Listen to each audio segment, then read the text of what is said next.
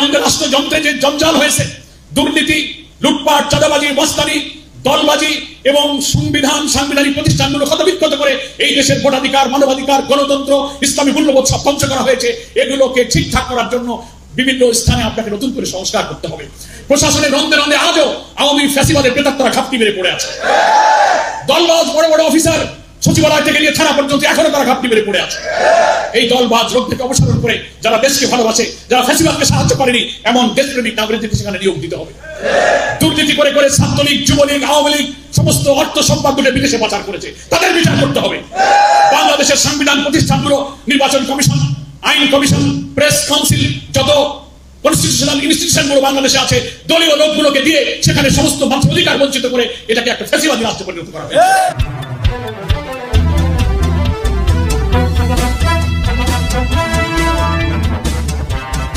আসসালামু আলাইকুম ওয়া রাহমাতুল্লাহ। সম্মানিত ভিউয়ার্স, 52 টিভি 24 আপনাকে স্বাগতম। প্রিয় দর্শক শ্রোতা, আপনাদেরকে জানাচ্ছি আজকের গুরুত্বপূর্ণ একটি ভিডিও। অনেকগুলো ভিডিও আপনারা দেখেছেন একে একে পরে পরে। আজকের ভিডিওটি খুবই ব্যতিক্রমী, আপনাদের সামনে ভালো লাগবেই এবং এই বিষয়টি আপনাদেরকে তাৎপর্যপূর্ণ হিসাবেই দেখছি। আপনারা পরিপূর্ণ ভিডিওটি দেখে মন্তব্য করবেন এবং আপনারা সহযোগিতা করবেন, আমাদের চ্যানেলটি সাবস্ক্রাইব করবেন। সবাই আলহামদুলিল্লাহ ভালো আছেন? আলহামদুলিল্লাহ, আলহামদুলিল্লাহ রাব্বিল আলামিন। সালাতু ওয়াসসালামু আলা সাইয়্যিদিল মুরসালিন ওয়া আলা আলিহি ওয়া সাহবিহি আজমাইন। বাংলাদেশ জামাত ইসলামের কুড়িগ্রাম জেলা শাখার উদ্যোগে আজকে এই আওয়ামী ফ্যাসিবাদ মুক্ত শান্তি সমৃদ্ধির নতুন বাংলাদেশে একটি নিরাপদ বাংলাদেশ নির্মাণের জন্য 5ই আগস্টের ছাত্রগণ অভ্যুত্থানের এই মহাবিপ্লবের মধ্যে দিয়ে যারা জীবন দিয়েছিল, তার মধ্যে এই কুড়িগ্রামের গোলাম রব্বানী, আবু রায়হান, রাশেদুল হক এবং নূর আলমের মতো গর্বিত শহীদরা রয়েছে। সেজন্য আমরা আল্লাহর শুকরিয়া আদায় করছি, আলহামদুলিল্লাহ। আজকে তাদের স্মৃতি, সেই শহীদদের গর্বিত পিতামাতা, শোকাহত সন্তান, ভাই, মা, স্ত্রী, তাদের সঙ্গে একটু সহানুভূতি জানানো, সহযোগিতা করা এবং দোয়া বিনিময়ের জন্য মূলত আমরা আজকে এখানে উপস্থিত হয়েছি। সেই উপলক্ষে আজকে কুড়িগ্রামের সুধীবৃন্দ, মুআজ্জাজুল উলামায়ে কেরাম, বিএনপি সহ বিরোধী দলের অনেক রাজনৈতিক দলের সম্মানিত নেতৃবৃন্দ, আমার প্রিয় সাংবাদিক বন্ধুগণ এখানে উপস্থিত আছেন। মঞ্চে উপস্থিত আছেন আজকের এই সভার সভাপতি, কুড়িগ্রাম জেলার সম্মানিত আলেম, আমির এবং আলেমে দ্বীন জনাব আব্দুল মতিন ফারুকী সহ জামাত ইসলামের সম্মানিত নেতৃবৃন্দ। বিশেষ অতিথি হিসেবে আমার সঙ্গে রয়েছেন বাংলাদেশ জামাত ইসলামীর সংগ্রামী সহকারী সেক্রেটারি জেনারেল মাওলানা আব্দুল হালিম। আমরা আজকে এই ফ্যাসিবাদ মুক্ত স্বাধীন বাংলাদেশে জুলুম, নির্যাতন, অত্যাচার, বর্বরতা, মানবতা, নিষ্ঠুর, অবিরাম রক্তক্ষরণের এই কালো অধ্যায় পেরিয়ে আজকে যে আমরা একটা মুক্ত স্বাধীন বাতাসে স্বস্তির নিঃশ্বাস ফেলছি, এর জন্য আমাদের এই হাজার শহীদরাই হচ্ছে তার গর্বিত অংশীদার। প্রায় 15 বছরের অত্যাচার, নির্যাতন, জুলুম, শোষণের যে কালো অধ্যায় আমরা পার হয়ে এসেছি। মানুষের জীবনে শান্তি ছিল না, অধিকার ছিল না, বাক স্বাধীনতা ছিল না, ভোটাধিকার ছিল না, চাকরি বাকরি, লেখাপড়া, মানুষের মান সম্মান, ইজ্জত, দেশের অর্থনীতি, সংবিধান, গণতন্ত্র, ভোটাধিকার এবং প্রশাসনের রন্ধে রন্ধে দুর্নীতি, দলবাজ লোকদের অত্যাচারে, নির্যাতনে দুনিয়ার মধ্যে বাংলাদেশ একটি নির্যাতনের কালো অধ্যায়ের ইতিহাসে পরিণত হয়েছিল। মহান আল্লাহ তাআলা এই 5ই আগস্টের যে বিপ্লবটা হয়েছে, শুধু তার জন্য প্রায় 1000-এর বেশি ছাত্র জনতা জীবন দিয়েছে। তার আগে আমরা যে প্রায় 15 বছর সকল রাজনৈতিক দল আন্দোলন করেছি, সেখানে তো হাজার হাজার লোক জীবন দিয়েছে, আহত হয়েছে, নিহত হয়েছে। আজকে আমাদের এই স্বস্তি এবং মুক্তির এই সমাবেশ তাদের শহীদের রক্তের উপরে দাঁড়িয়ে, তাদের আত্মদানের উপরে দাঁড়িয়ে আজকে আমরা একটা মুক্ত স্বাধীন বাংলাদেশে এই সমাবেশ যে করতে পেরেছি, সেজন্য মহান আল্লাহর কাছে আমরা শুকরিয়া আদায় করছি, আলহামদুলিল্লাহ। আজকে এটা কোনো প্রতিবাদ সমাবেশ নয়, বিক্ষোভ নয়। আজকে গোলাম রব্বানী, আবু রায়হান, রাশেদুল, নূর আলমদের শোকাহত পরিবারের সদস্য, তাদের মা, তাদের স্ত্রী, তাদের সন্তান, তাদের পাশে একটু সহানুভূতি জানাবার জন্য আমরা এসেছি। আপনারা শুনলেন শহীদের পিতাদের যে আহাজারি, তাদের যে প্রশ্ন, তাদের যে আকুতি, কিভাবে তার সন্তানকে হত্যা করা হলো, গুলি করা হলো, হেলিকপ্টার থেকে গুলি করে হত্যা করা হয়েছে, নিষ্ঠুর ভাবে গুলি করা হয়েছে, কারোর মাথার মগজ বেরিয়েছে, কারো বুকের মধ্যে গুলিবিদ্ধ হয়েছে, কারো লাশ পুড়িয়ে দেওয়া হয়েছে। সেই সব শোকাহত শহীদদের পিতা, আপনজন, স্বজনদের কথা আপনারা শুনলেন। আমরা সকালে গাইবান্ধায়, গতকালকে রংপুরে এবং আমাদের প্রিয় আমিরে জামাত ডক্টর শফিকুর রহমান নির্দেশ দিয়েছেন যে 1000 ছাত্র জনতা যারা শহীদ হয়েছে, জামাত ইসলামীর আমির সহ সকল কেন্দ্র নেতৃবৃন্দ সারা দেশের সকল জেলায় আমরা ছড়িয়ে পড়িয়ে এই হাজার শহীদদের পরিবারের সঙ্গে দেখা করছি, সহানুভূতি জানাচ্ছি এবং সহানুভূতি এবং দোয়া বিনিময় করতে বেরিয়েছি। তারই অংশ হিসেবে আজকে কুড়িগ্রামে আমাদের আজকের এই প্রোগ্রাম। তো আমি তাই বলছিলাম যে যারা শহীদের পরিবারের সদস্যরা যে বক্তব্য দিলেন, তাদের হৃদয়ের যে আকুতি, তাদের যে কান্না, তাদের যে আহাজারি, কেউ ছোট মাসুম বাচ্চা করে রেখে গেছে, কারো স্ত্রী অন্তঃসত্ত্বা, এখানেই শুনলেন বিবাহের পত্র 22 দিন পরে সে মিছিলে গিয়েছে, নিহত হয়েছে। এরকম করুণ অভিব্যক্তি কে এই শহীদের পিতা মাতা স্ত্রী চোখের পানি মুছে দেবে? তাদের এই কঠিন করুণ বর্ণনা এবং নিষ্ঠুর হত্যাকাণ্ড এবং তাদের এই আত্মচিৎকারের পরিবেশটা আজকে আমরা ভারাক্রান্ত হয়ে পড়েছি, সকলেই আমরা শোকাহত, শোকাভিভূত।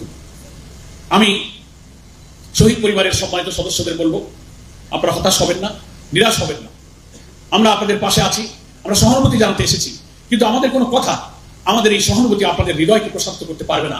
একটা সিদ্ধান্ত যদি আপনি গ্রহণ করেন, নিজের মনকে একটা বুঝ যদি আপনি দেন, একজন মুসলিম হিসেবে এই ঈমান এবং এই বিশ্বাস যদি আপনি আপনার হৃদয়কে প্রশান্ত করার জন্য আপনি নিজের চিন্তা করতে পারেন যে মহান আল্লাহ রাব্বুল আলামিন যে শহীদ হয়ে গেল, জন্ম এবং মৃত্যুর মালিক তো তিনি দুনিয়া থেকে কখন চলে যাবেন মৃত্যুর সময়টা আল্লাহ নির্ধারিত ছিল। আল্লাহ তাআলা কোরআন শরীফে বলছেন, ওমা কানা লিনাফসিন আন তামুতা ইল্লা বিইজনিল্লাহি কিতাবান মুআজ্জালা। কোন প্রাণীর মৃত্যু হবে না সেই নির্দিষ্ট সময়টা না আসা পর্যন্ত, যে সময়টা আল্লাহ তাআলা লিখিত করে রেখে দিয়েছেন। ফলে আজকে এই গোলাম রব্বানী, রায়হান, রাশিদুল নুরাররা যে চলে গেল, আপনারা শহীদ পরিবার এবং আমাদের সকলের ঈমান রাখতে হবে যে যেদিন তার মৃত্যু হয়েছে ওটাই আল্লাহ নির্ধারিত মৃত্যুর তারিখ তার জন্য নির্দিষ্ট করা ছিল। এই বুঝ ছাড়া আমার প্রশান্তি পাবার আর কিছু নেই, নাকি বলেন? যে চলে গেছে তাকে আমরা আপনাকে এনে দিতে পারবো না, যার মনের যে কষ্ট, আমরা সবাই তাদের কথা শুনে চোখে আমাদের পানি আসে, আমরা অসুস্থ হই। কিন্তু যার চলে গেছে সেই বোঝে তার অন্তরের কি জ্বালা। আমাদের সামনে একটু কাঁদছে, কিন্তু সে বাসায় বাড়িতে দীর্ঘ 20, 30, 40, 50 বছরে স্বামীর স্মৃতি, সন্তানের স্মৃতি, পিতার স্মৃতি যখন তার মনে পড়ে, তখন সে টুকরি টুকরি একা একা ঘরের মধ্যে কান্নাকাটি করে। খেতে গেলে, বসতে গেলে, গোসল করতে গেলে, ঘুমাতে গেলে তার এই আপনজনের কথা কিন্তু তার মনে পড়ে। তাদের এই কষ্টের সাথী আমরা হতে পারবো না, কিন্তু তাদের জন্য আমরা দোয়া করতে পারবো। এই জন্য শহীদ পরিবারের সদস্যদেরকে বলবো, আপনি সান্ত্বনা নেবেন আল্লাহ তাআলার দিকে তাকিয়ে রেখে, যে আল্লাহ তাআলা এটি তার নির্দিষ্ট মৃত্যুর সময় ছিল, তাই সে চলে গেছে। আমাদের প্রিয় শহীদ বাংলাদেশ জামাত ইসলামীর আমির মাওলানা মতিউর রহমান নিজামীর একটা উদাহরণ আমি দিয়ে থাকি। তাকে যখন ঢাকার কেন্দ্রীয় কারাগারে ফাঁসিতে ঝুলিয়ে হত্যা করা হচ্ছিল, যে রাতে তাকে ফাঁসি দেওয়া হবে, ওই দিন তার পরিবারের লোকেরা ওনার সঙ্গে বিদায়ী সাক্ষাৎ করার জন্য এসেছিলেন। মাওলানা নিজামীকে তার পরিবারের লোকেরা সান্ত্বনা দিচ্ছিল, কিন্তু তার চেয়ে উল্টা মাওলানা নিজামী তার পরিবারকে সান্ত্বনা দিতে গিয়ে বললেন, দেখো আমার রব আমার জন্য মৃত্যুর যে দিন এবং সময় ঠিক করে রেখেছে, সেই সময় হয়ে গেলে কেউ আমাকে রক্ষা করতে পারবে না। আমি বাইরে থাকলেও আমার মৃত্যু হবে, জেলে থাকলেও আমার মৃত্যু হবে। এটাই তার মনকে প্রশান্ত করেছে। এটা মুসলিম হিসেবে আমাদের এই ঈমান, এই তাকদীরের উপর বিশ্বাস রাখা আমাদের ঈমানের অংশ, কি বলেন ঠিক কিনা? ফলে আমি এই 4 জন শহীদের পিতা মাতা, আত্মীয় স্বজন, স্ত্রী, ভাই যারা এসেছেন, তাদেরকে বলবো আল্লাহর দিকে চেয়ে আপনার হৃদয়কে আপনি সান্ত্বনা দেন যে তার মরণ এই দিনেই ছিল, যিনি দিয়েছিলেন তিনি নিয়ে গেছেন। আল্লাহ কোরআনে বলেছেন, আল্লাযী খালাকাল মাউতা ওয়াল হায়াতা লিয়াবলুয়াকুম আইয়ুকুম আহসানু আমালা। জন্ম আর মৃত্যু আল্লাহই সৃষ্টি করেছেন। কি জন্য সৃষ্টি করেছেন? তিনি পাঠিয়েছেন, আবার মৃত্যুর সময়ও তিনি ঠিক করে রেখেছেন। উদ্দেশ্য লিয়াবলুয়াকুম আইয়ুকুম আহসানু আমালা। এই পৃথিবীর সংক্ষিপ্ত সময় 20, 30, 40, 50, 60 বছর যতক্ষণ তার হায়াত, আল্লাহ শুধু দেখতে চান যে এই হায়াতের মধ্যে সবচেয়ে উত্তম আমল, উত্তম আখলাক, উত্তম চরিত্র নিয়ে পরীক্ষায় কে উত্তীর্ণ হয়ে আল্লাহর কাছে যেতে পারে। আল্লাহ এটা দেখার জন্যই দুনিয়াতে অল্প সময় আপনার কাছে তাকে দিয়েছিলেন। সময় শেষ হয়েছে, তিনি নিয়ে গেছেন। আপনি এই ভেবে সান্ত্বনা নেন যে দুনিয়াতে এমন ভাবে তার বিদায়টা হয়েছে যে সে মর্যাদার সাথে আল্লাহ তাআলার কাছে চলে গিয়েছে, নাকি বলেন? এই লক্ষ লক্ষ কোটি কোটি লোক তো মারা যায়, কিন্তু আপনার পরিবারের এই শহীদ যিনি চলে গেলেন, তিনি তো মর্যাদার সাথে চলে গেছেন। রাস্তায় পড়ে মরা, গাড়ির তলে পড়ে মরা, দুর্ঘটনায় রোগে শোকে পড়ার যে এমন মরণ তার তকদিরে আল্লাহ রেখেছেন যে দুনিয়াতেও তিনি মৃত্যুর জীবনের মধ্যে দিয়ে মর্যাদা পেলেন, আখিরাতেও আল্লাহ তাআলা তাকে জান্নাত দান করবেন। দুই জায়গাতেই সে মর্যাদা পেল। আজকে আপনি হয়তো আপনার আপন জনকে কাছে পাচ্ছেন না, কিন্তু আল্লাহ বলেছেন, ওয়ালা তাকুলু লিমান ইউকতালু ফি সাবিলিল্লাহি আমওয়াত বাল আহইয়াউ ওয়ালাকিন লা তাশউরুন। তোমরা তাদেরকে মৃত বলো না যারা আল্লাহর রাস্তায় জীবন দেয়, বাল আহইয়াউ, তারা জীবিত, ওয়ালাকিন লা তাশউরুন, কিন্তু তোমরা তা বুঝতে পারো না। আপনি হয়তো আপনার সন্তানকে, স্বামীকে দেখতে পাচ্ছেন না, কিন্তু আল্লাহ বলছেন তাকে তুমি মৃত বলো না। কত মর্যাদা আল্লাহ তাকে দিয়েছে যে তাকে মরা বলা যাবে না। আল্লাহ বলছেন সে জীবিত, বাল আহইয়াউ। কেমন জীবিত? দুই জায়গায় সে জীবিত। দুনিয়াতে তার দেহ না থাকলেও আজকে এই রায়হান, রাশিদুলরা বেঁচে আছে কোটি কোটি মানুষের আলোচনায়, দোয়ায় সে এখনো জীবিত আছে। দেহটা থাকাই বড় কথা নয়, তার চরিত্র, তার কর্ম, তার জীবন, তার ত্যাগ, তার আত্মদান বাংলাদেশের এবং দুনিয়ার কোটি কোটি মানুষ তাকে স্মরণ করতেছে। আলহামদুলিল্লাহ। কত মানুষ তো মরে যায়, কতজনকে কে স্মরণ করে, কিন্তু আপনার সন্তান, আপনার স্বামীকে আজকে মর্যাদার সাথে, গর্বের সাথে এই জাতি কিন্তু স্মরণ করছে। তারা বেঁচে থাকবে আমাদের আলোচনায়, দোয়ায়, স্মরণে, সেমিনারে, সিম্পোজিয়ামে, বক্তব্যে, বিবৃতিতে। অনেক ইতিহাস লেখা হবে স্বৈরাচারী, এই অত্যাচারী শাসকের পতনের ইতিহাস লেখা হবে। যুগ যুগ ধরে কত সাহিত্য, কত কবিতা, কত গান, কত স্মৃতি, কত বই লেখা হবে, এবং তাদের এই আত্মদানের ত্যাগের ইতিহাস স্বর্ণোজ্জ্বল ইতিহাসের সোনারক করে তা বাংলাদেশে লিখিত থাকবে। ফলে আজকে দুনিয়াতে যে মর্যাদা পেল, সম্মান পেল, আপনি শহীদের গর্বিত পিতা হলেন। আর আল্লাহ রাসূল সাল্লাল্লাহু আলাইহি ওয়াসাল্লাম বলেছেন, সত্যের জন্য যারা জীবন দেয়, অধিকারের জন্য যারা জীবন দেয়, ইমানের সাথে জীবন দিলে আল্লাহ তাআলা তাকে শাহাদাতের মর্যাদা দান করেন।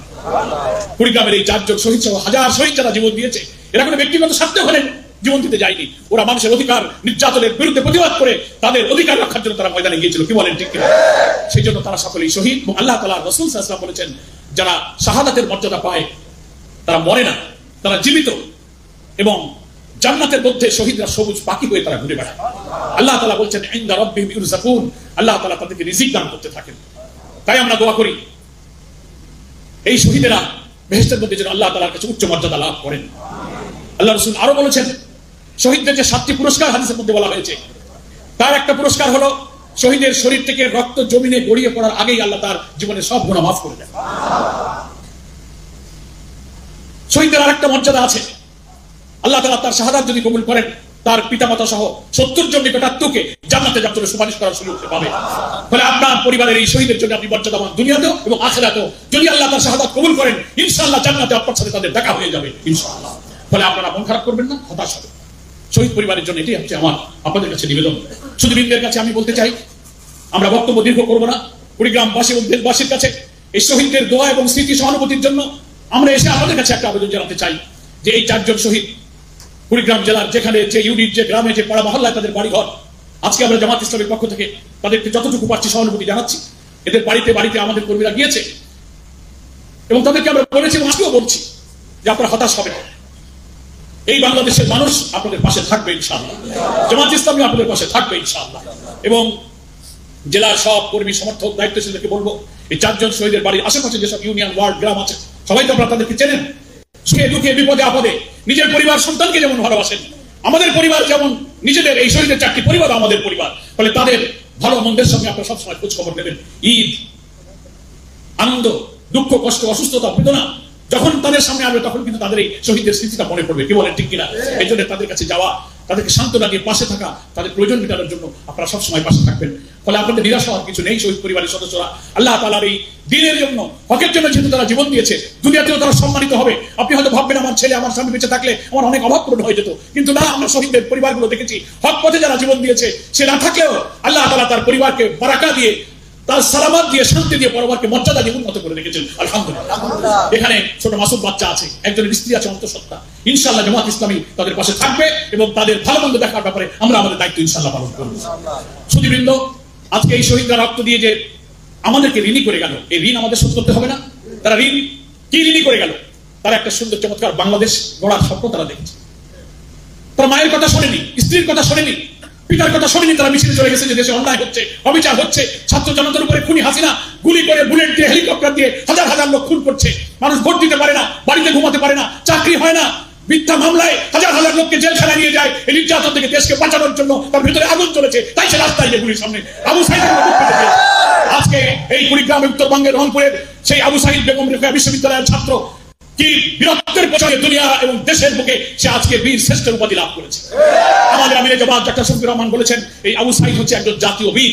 তার এই আত্মদান, পুলিশের নিষ্ঠুর ফ্যাসিবাদী পুলিশের গুলির সামনে কিভাবে সে বুক পেতে দিল, ছবিতে সারা দুনিয়া, নেট দুনিয়াতে দেখেছে। কি বলেন, ঠিক কিনা? এই বীর, এই সাহস, এই অদম্য, এই মৃত্যু ভয়হীন চেতনা নিয়ে সে বুকটা পেতে দিল। একদিকে ফ্যাসিবাদী হাসিনা, আর একদিকে আবু সাঈদের নেতৃত্বে গোটা বাংলাদেশ। এবং সেই হাসিনাকে বাংলাদেশ থেকে পালিয়ে তাকে দেশ থেকে চলে যেতে হলো, আর হাসিনার বিরুদ্ধে যুদ্ধ করে আবু সাঈদের বাংলাদেশ বিজয়ী হলো। আজকে তারা এই রক্ত দিয়ে ঋণী করে রেখে গেল। 5ই আগস্ট ঈদের আনন্দে এই রক্তাক্ত বাংলাদেশের উপরে মানুষ ঈদের আনন্দ করেছে, বুক মিলিয়েছে, শুকরানা সেজদা নামাজ পড়েছে। কিন্তু যে হাজার লোকেরা জীবন দিয়েছে, তাদের মা, তাদের বাপ, তার স্ত্রী ঘরের পুরায় বসে কান্নাকাটি করেছে। তাদের ঘরে শোকের মাতম ছিল, তাদের ঘরে আনন্দ ছিল না। তাদের আনন্দ সেদিন হবে যেদিন এই শহীদদের স্বপ্ন পূরণ করে একটি চমৎকার সমৃদ্ধ নিরাপদ বাংলাদেশ আমরা গড়তে পারবো, সেই দিন তাদের জীবন সার্থক। আজকে অন্তর্বর্তীকালীন সরকারের প্রধান নোবেল বিজয়ী ডক্টর প্রফেসর ইউনূস সাহেবের নেতৃত্বে একটি সরকার গঠিত হয়েছে। আমরা জামাত ইসলামী সহ বিরোধী অনেক রাজনৈতিক দলকে তিনি দেখেছিলেন। আমরা জামাত ইসলামের আমির ডক্টর শফিকুর রহমানের নেতৃত্বে আমরা প্রধান উপদেষ্টার সাথে সাক্ষাৎ করেছিলাম। তিনি আমাদের কাছে দেশ গঠনের জন্য সহযোগিতা চেয়েছেন। আমরা সহযোগিতা করার জন্য প্রতিশ্রুতি দিয়েছি যে আপনি এই 15 বছরে যে প্রশাসনে দেশের রন্ধে রন্ধে রাষ্ট্রযন্ত্রে যে জঞ্জাল হয়েছে, দুর্নীতি, লুটপাট, চাঁদাবাজি, মস্তানি, দলবাজি এবং সাংবিধানিক প্রতিষ্ঠানগুলো ক্ষতবিক্ষত করে এই দেশের ভোটাধিকার, মানবাধিকার, গণতন্ত্র, ইসলামী মূল্যবোধ সব ধ্বংস করা হয়েছে। এগুলোকে ঠিকঠাক করার জন্য বিভিন্ন স্থানে আপনাকে নতুন করে সংস্কার করতে হবে। প্রশাসনের রন্ধে রন্ধে আজও আওয়ামী ফ্যাসিবাদের প্রেতাত্মরা খাপটি মেরে পড়ে আছে। দলবাজ বড় বড় অফিসার সচিবালয় থেকে নিয়ে থানা পর্যন্ত এখনো তারা ঘাপটি মেরে পড়ে আছে। এই দলবাজ লোক থেকে অপসারণ করে যারা দেশকে ভালোবাসে, যারা ফ্যাসিবাদকে সাহায্য করেনি এমন দেশপ্রেমিক নাগরিকদেরকে সেখানে নিয়োগ দিতে হবে। দুর্নীতি করে করে ছাত্রলীগ, যুবলীগ, আওয়ামী লীগ সমস্ত অর্থ সম্পদগুলো বিদেশে পাচার করেছে, তাদের বিচার করতে হবে। বাংলাদেশের সাংবিধান প্রতিষ্ঠানগুলো, নির্বাচন কমিশন, আইন কমিশন, প্রেস কাউন্সিল, যত কনস্টিটিউশনাল ইনস্টিটিউশনগুলো বাংলাদেশে আছে, দলীয় লোকগুলোকে দিয়ে সেখানে সমস্ত মানুষের অধিকার বঞ্চিত করে এটাকে একটা ফ্যাসিবাদী রাষ্ট্রে পরিণত করা হয়েছে। সেই জায়গাগুলোকে সংস্কার করতে হবে। আমরা প্রধান উপদেষ্টাকে বলেছি এই ন্যূনতম সংস্কারগুলো এমন ভাবে করবেন যেন আগামী একটি অবাধ, নিরপেক্ষ, একটা ফ্রি, একটা ফেয়ার, একটা ক্রেডিবল, একটা পার্টিসিপেটরি ইলেকশন হয়। মানুষ যেন ভোট কেন্দ্রে গিয়ে ভোট দিয়ে নির্বাচিত একটি জনপ্রতিনিধি সরকারের হাতে ক্ষমতা হস্তান্তর করতে পারে। এমন ভোট আমরা চাই না, আমরা হতে দেব না যে লোকেরা, ভোটাররা সকালে ভোট দিতে বের হবে আর পথে ছাত্রলীগ, যুবলীগ আর পুলিশ বাধা দিয়ে বলবে ভোট হয়ে গেছে, তোমরা বাড়ি চলে যাও। এরকম ভোটকে আমরা হতে দেব? রেজাল্ট পেয়ে যে জিতে যাবে তার রেজাল্ট চিন্তাই করে আওয়ামী লীগের বাক্স ভর্তি করে তারা নিয়ে যাওয়া হবে, সেই ভোট আর আমরা হতে দেব না।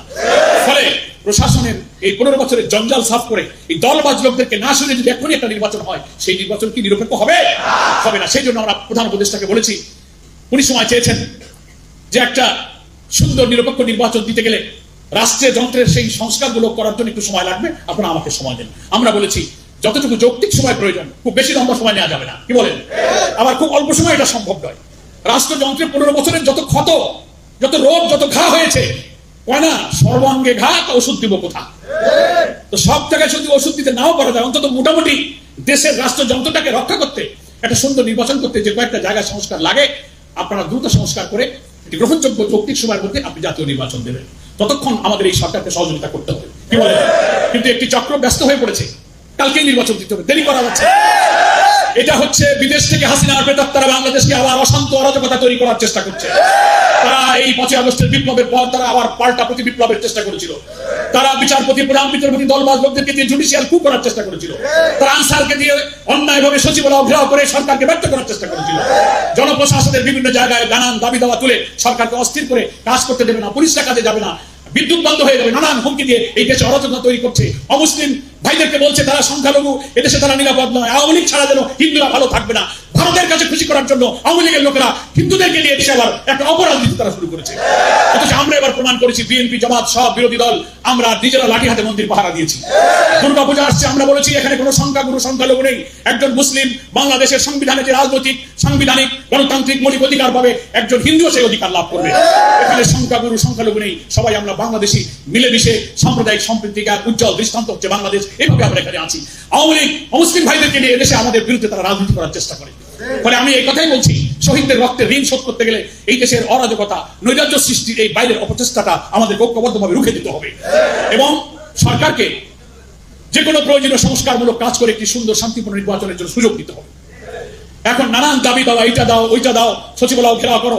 আমরা বলি তোমরা 15 বছর এতদিন কোথায় ছিলে? হাসিনার কাছে কেন দাবি করতে যাও? এখন একটা অন্তর্বর্তীকালীন সরকার এসেছে, 1 বছর সময় হয় নাই, এখন সবার দাবি এখন পূরণ করা লাগবে। এতে বোঝা যায় যে এর মধ্যে একটা অসৎ উদ্দেশ্য আছে, কি বলে? আমরা 15 বছর যখন অপেক্ষা করতে পেরেছি, আমরা আরো কিছুদিন ধৈর্য ধরতে পারবো ইনশাআল্লাহ।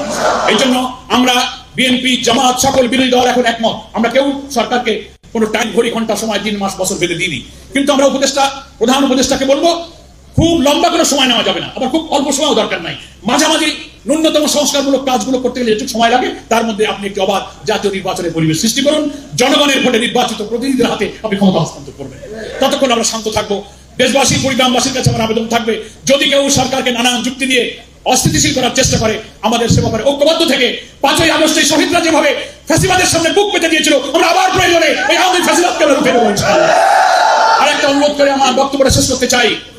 এই দেশে নৈরাজ্য সৃষ্টি করার জন্য একটি মহল তারা নতুন করে কিছুটা বাইরের চক্রান্ত যেমন করছে, আর আমাদের দেশের রাজনৈতিক দলগুলোর মধ্যে একটা পার্থক্য, মতভেদ, দূরত্ব, দ্বন্দ্ব তৈরি করার জন্য নানান কৌশল নিয়ে কিছু কথাবার্তা পত্র পত্রিকায় বিকৃত করে কিন্তু প্রচার করছে। কি বলেন?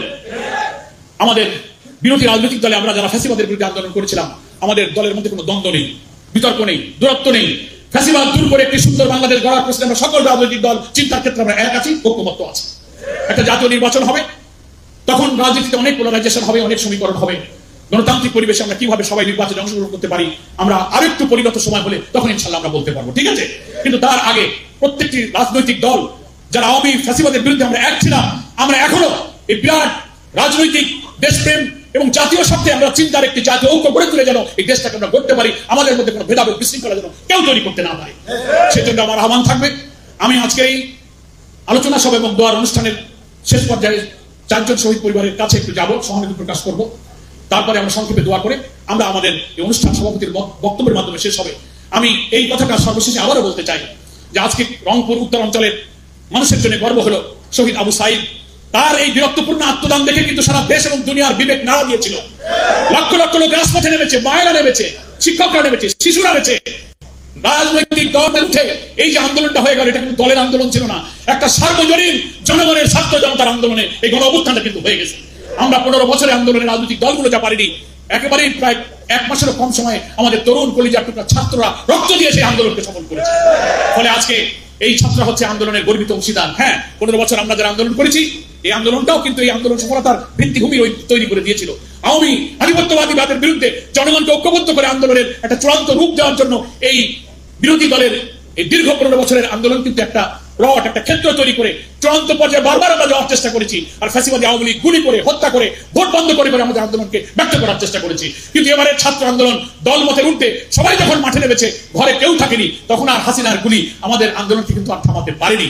5 তারিখে লক্ষ লক্ষ ছাত্ররা শাহবাগ থেকে, উত্তরা থেকে জনতার স্রোত ওই হাসিনার গণভবনের দিকে যখন ধাওয়া করলো, পার্লামেন্টে ধাওয়া করলো, তখন দুপুরবেলা শেখ হাসিনা আর তার বোন হেলিকপ্টারে বাংলাদেশ থেকে পালাতে এসে বাধ্য করে। আমরা মনে করি এই খুন, অপরাধ, হত্যা যারা করেছে, বাংলাদেশের এই শহীদদের চোখের পানি, শহীদ পরিবারের কান্না অনুযায়ী তাদের বিচার বাংলাদেশের বাড়িতে ইনশাল্লাহ হবে। তোমরা নিরপরাধ আমাদের হাজার হাজার লোককে ধরে জেলে দিয়েছো, মামলা দিয়েছো, ফাঁসি দিয়েছো। শেখ হাসিনা যে হাজার হাজার লোককে হত্যা করেছে, তোমরা তো আমাদেরকে মিথ্যা মামলা দিয়ে ফাঁসি দিয়েছো। শেখ হাসিনাকে বিচার করতে মিথ্যা মামলা দেওয়া লাগবে না, সেটা করেছে সত্য ঘটনা দিয়েই তাকে 100 বার ফাঁসি দেওয়া যাবে। ফলে বর্তমান সরকার মানবতা বিরোধী অপরাধের ট্রাইব্যুনাল গঠন করেছে, সেই ট্রাইব্যুনালে ইনশাল্লাহ বিচার হবে। যেখানে যেখানে যারা অপরাধ করছে, আপনারা সবাই সাক্ষ্য প্রমাণ থাকলে সত্য ঘটনা দিয়ে আপনারা মামলা করে তাদেরকে বিচারের আওতায় আনুন। আমি আপনাদের সকলকে ধন্যবাদ জানিয়ে, আজকে যারা কথা শুনলেন তাদের প্রতি কৃতজ্ঞতা জানিয়ে, সাংবাদিক বন্ধু, সুধীবৃন্দ এবং সকল দলের নেতৃবৃন্দের প্রতি আবার শুভেচ্ছা জানিয়ে আমি আমার বক্তব্য এখানেই শেষ করছি। হাযা মা ইনদি ওয়াল ইলমু ইনদাল্লাহ, আলাইহি তাওয়াক্কালতু ওয়া ইলাইহি উনীব। আসসালামু আলাইকুম।